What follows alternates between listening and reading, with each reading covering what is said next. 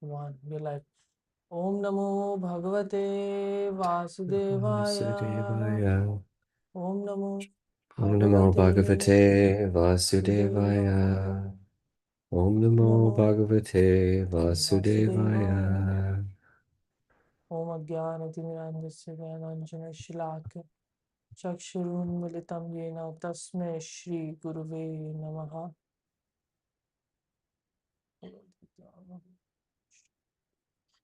Okay, one Chapter second. 9. Chapter 9. Just 1 second. The passing away of Bhishma Dev in the presence of Lord Krishna. Yeah, it's a beautiful chapter. Text 1.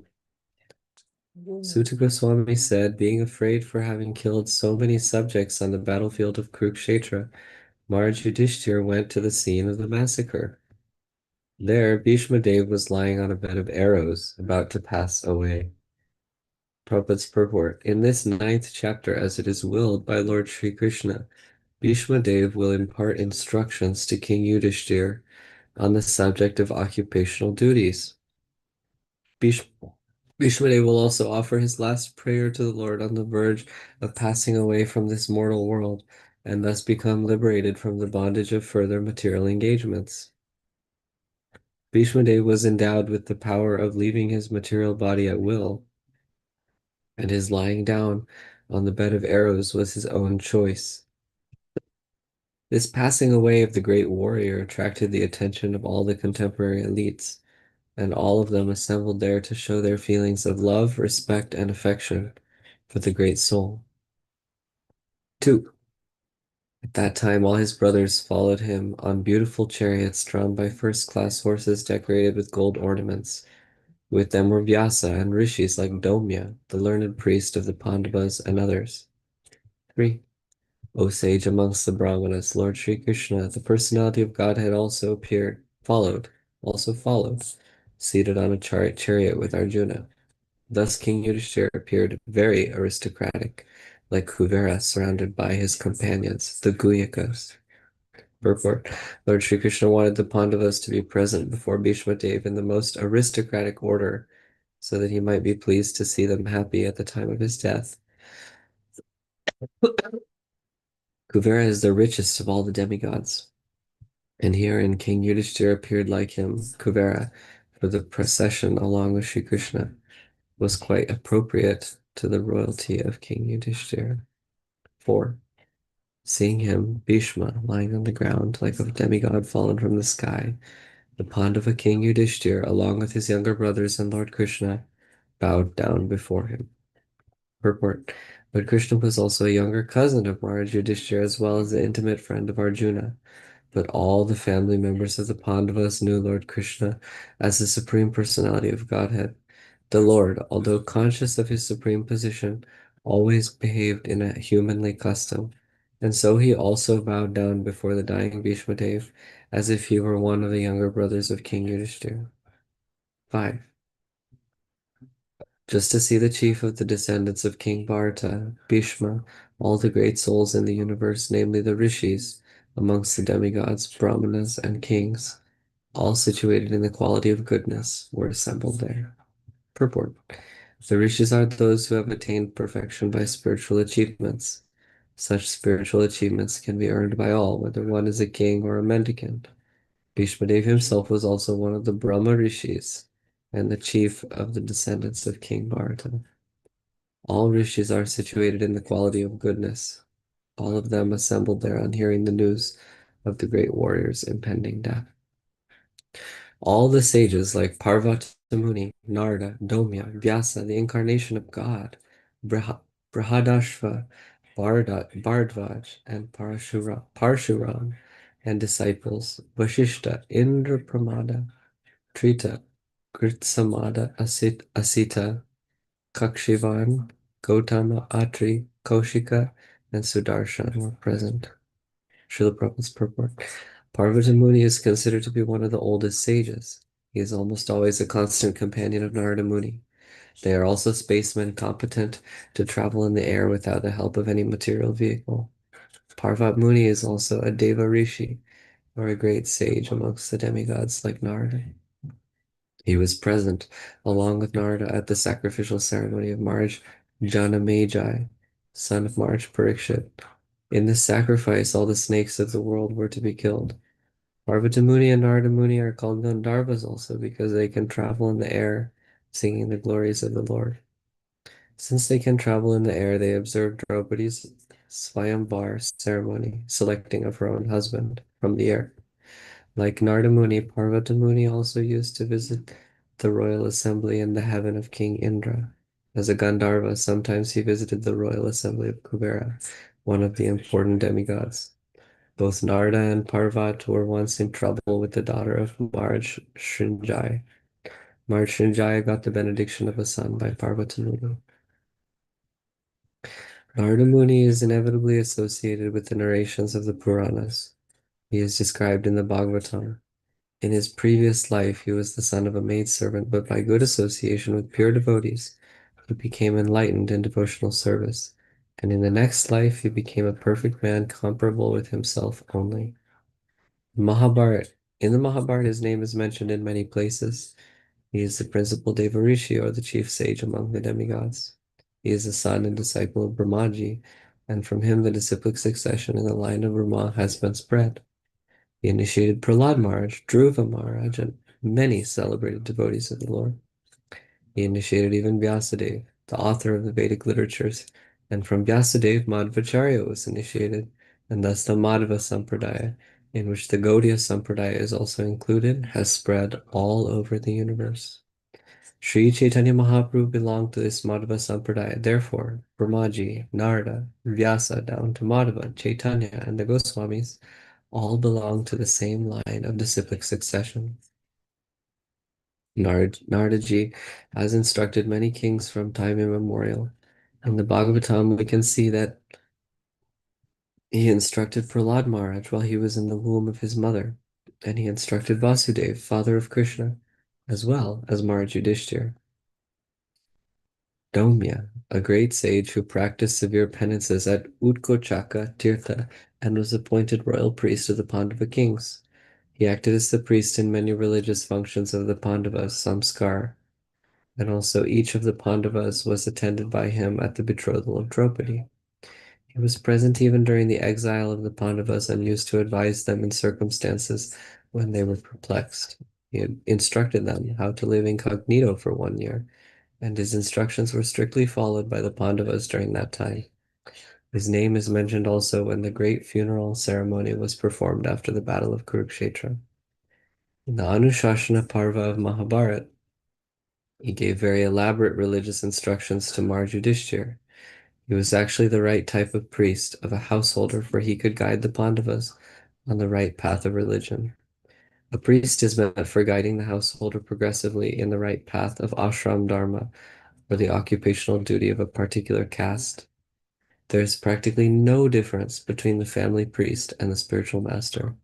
Sages, saints, and brahmanas were especially meant for such functions. Badarayana Vyasadeva. He is known as Krishna, Krishna Dvaipayana, Satyavati Sutta, Parasharya, Parashatmaja, Badarayana, Vedavyas, etc. He was the son of Mahamuni Parashara in the womb of Satyavati, prior to her betrothal with Maharaj Shantanu, the father of the great general grandfather Bhishmadev. He is a powerful incarnation of Narayana, and he broadcasts the Vedic wisdom to the world. As such, Vyasadeva is offered respects before one chants the Vedic literature, especially the Puranas. Shukadeva Goswami was his son, and rishis like Vaishampayana were his disciples for different branches of the Vedas. He is the author of the great epic Mahabharata and the great transcendental literature Bhagavatam. The Brahma Sutras, the Vedanta Sutras, or Vajrayana Sutras, were compiled by him. Amongst sages, he is the most respected author by dint of severe penances. When he wanted to record the great epic Mahabharata for the welfare of all people in the age of Kali, he was feeling the necessity of a powerful writer who could take up his dictation. By the order of Brahmaji, Sri Ganeshji took up the charge of noting down the dictation on the condition that Vyasadeva would not stop dictation for a moment. The Mahabharata was thus compiled by the joint endeavor of Vyasa and Ganesh. By the order of his mother, Satyavati, who was later married to Maharaj Shantanu, and by the request of Bhishma Dev, the eldest son of Maharaj Shantanu by his first wife, the Ganges, he begot three brilliant sons whose names are Dhritarashtra, Pandu, and Vidura. The Mahabharata was compiled by Vyasadeva after the battle of Kurukshetra and after the death of all the heroes of Mahabharata. It was first spoken in the royal assembly of Maharaj Janamejai, the son of Maharaj Parikshit. Brihadashva, an ancient sage who used to meet Maharaj Yudhishthira now and then. First of all, he met Maharaj Yudhishthira at Kamyavan. This sage narrated the history of Maharaj Nala. There's another Brihadashva, who is the son of the Ikshvaku dynasty. Bharadwaj, he is one of the seven great rishis and was present at the time of the birth ceremony of Arjuna. The powerful rishi sometimes undertook severe penances on the shore of the Ganges, and his ashram is still celebrated at Prayagadham. It is learned that this rishi, while taking bath in the Ganges, happened to meet Gritachi, one of the beautiful society girls of heaven, and thus he discharged semen, which was kept and preserved in an earthen pot, and from which Drona was born. So Dronacharya is the son of Bharadwaj Muni. Others say that Bharadwaj, the father of Drona, is a different person from Maharishi Bharadwaj. He was a great devotee of Brahma. Once he approached Dronacharya and requested him to stop the battle of Kurukshetra. Parshuram, or Renukasuta. He is the son of Maharishi Jamadagni and Srimati Renuka. Thus, he is also known as Renukasuta. He is one of the powerful incarnations of God, and he killed the Kshatriya community as a whole 21 times. With the blood of the Kshatriyas, he pleased the souls of his forefathers. Later on, he underwent severe penances at the Mahendra Parvat. After taking the whole earth from the Kshatriyas, he gave it in charity to Kashyapa Muni. Parshuram instructed the Dhanurveda, or the science of fighting, to Dronacharya because he happened to be a Brahmana. He was present during the coronation of Maharaj Yudhishthira, and he celebrated the function along with other great rishis. Parshuram is so old that he met both Rama and Krishna at different times. He fought with Rama, but he accepted Krishna as the Supreme Personality of Godhead. He also praised Arjuna when he saw him with Krishna. When Bhishma refused to marry Amba, who wanted him to become her husband, Amba met Parshuram, and by her request only, he asked Bhishma Dev to accept her as his wife. Bhishma Dev refused to obey his order, although he was one of the spiritual masters of Bhishma Dev. Parshuram fought with Bhishma Dev when Bhishma neglected his warning. Both of them fought very severely, and at last, Parshuram was pleased with Bhishma and gave him the benediction of becoming the greatest fighter in the world. Do you want to take it over until 9 o'clock?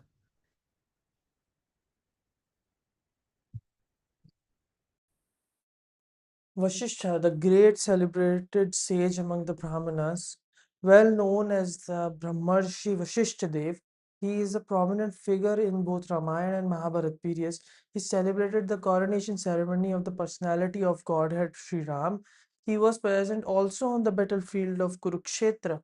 He could approach all the higher and lower planets, and his name is also connected with the history of Hiranyakashipu. There was a great tension between him and Vishwamitra, who wanted his Kamadhenu, wish-fulfilling cow. Vasishtha Muni refused to spare his Kamadhenu, and for this Vishwamitra killed his 100 sons. As a perfect Brahmana, he tolerated all taunts of Vishwamitra. Once he committed once he tried to commit suicide on account of Vishwamitra's torture, but all his attempts were unsuccessful. He jumped from a hill, but the stones on which he fell became a stack of cotton. Thus he was saved. He jumped into the ocean, but the waves washed him ashore. He jumped into the river, but the river also washed him ashore. Thus, all his suicide attempts were unsuccessful. He is also one of the seven rishis and husbands of Arundhati, the famous star. In Indrapamad, another celebrated rishi, Tirtha, one of the three sons of Prajapati Gautama. He was the third son, and his other two brothers were known as Ekata and Dvita. All other brothers were great sages and strict followers of the principles of religion. Principles of religion. By the dint of severe penances, they were promoted to Brahmaloka, the planet of where Brahmaji lives. Once Tirtha Muni fell into a well, he was organizing worker for he was an organizing worker of many sacrifices, and as one of the great sages, he also came to show respect to Brahmaji at his deathbed. Bhishmaji at his deathbed. He was one of the seven sages in the Varuna Loka. He hailed from the western countries of the world. As such, prob- most probably he belonged to a European countries. At that time, the whole world was under one Vedic culture. Gish, Gitsamad, one of the sages of the heavenly kingdom, he was a close friend of Indra, the kings of heaven, and was as great as Brihaspati. He used to visit the Royal Assembly of Maharashtra. And he also visited the place where Bhishma Dev breathed his last. Breathed his last. Sometimes he explained the glories of Lord Shiva before Maharaj Yudhishthir. He was the son of Vithavya and he resembled in the features of a body of Indra. Sometimes the enemies of Indra mistook him to be Indra and arrested him. 1 second, I got confused. He was sometimes the glories of Lord Shiva before Maharaj. Okay. Sometimes the enemies of Indra mistook him to be Indra and arrested him. He was a great scholar of the Rig Veda and thus he was highly respected by the Brahmana community. He lived a life of celibacy and was powerful in every respect. Sita. There was a king of the same name, but herein Asita is mentioned is Asita Devala Rishi is a great powerful sage of the time. He explained to his father 1,500,000 verses from the Mahabharata. He was one of the members in the snake sacrifice of Maharaj Janmejaya. He was also present during the coronation ceremony of Maharaj Yudhishthir along with other great rishis. He also gave Maharaj Yudhishthir instruction while he was on the Anjana hill. He was one of the devotees of Lord Shiva. Kakshivan, one of the sons of the Gautama Muni and the father of the great sage Chandakaushika, he was one of the members of parliament of Maharaj Yudhishthir. Atri. Atri Muni was one of the great Brahmana sages and was one of the mental sons of Brahmaji. Brahmaji is so powerful that simply by thinking of son, he can have it. These sons are known as Manasaputras.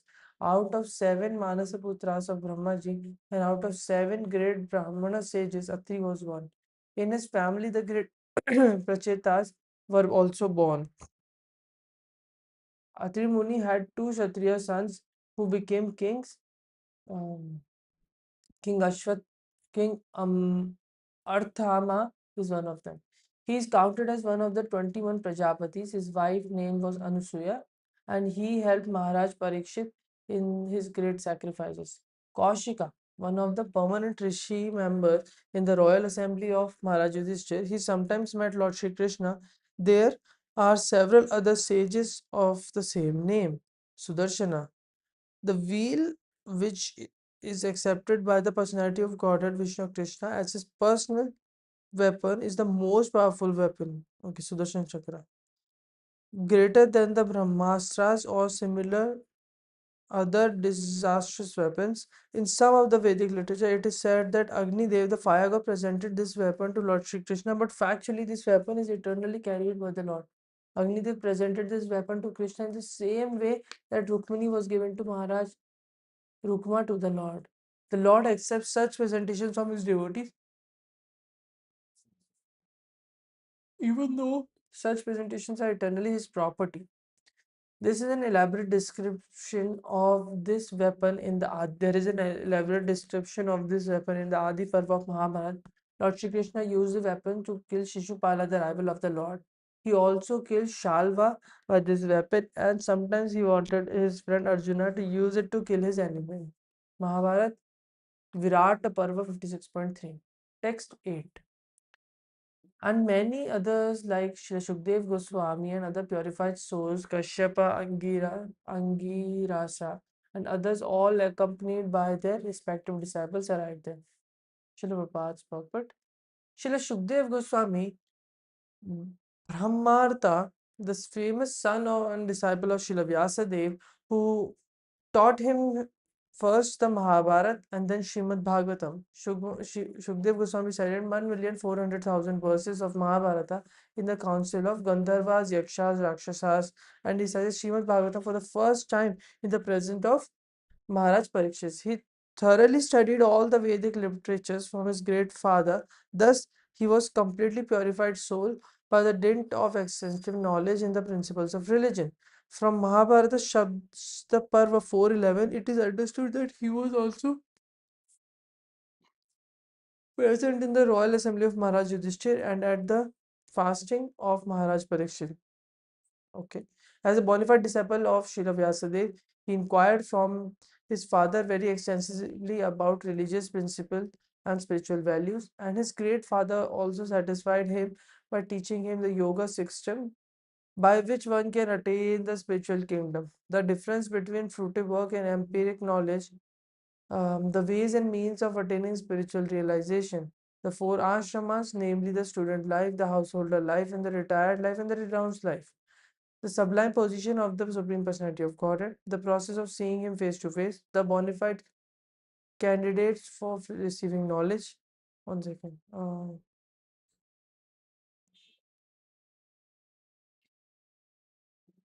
Okay, so this is all Srimad Bhagavatam, is it? These points which are given here.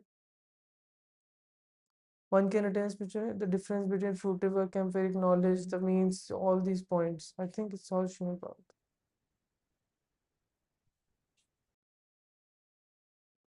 The process of seeing him face to face, the bona fide candidate for receiving knowledge, the consideration of the five elements, the unique position of the intelligence, the consciousness of the material nature and the living entity, the symptom of the self-realized soul,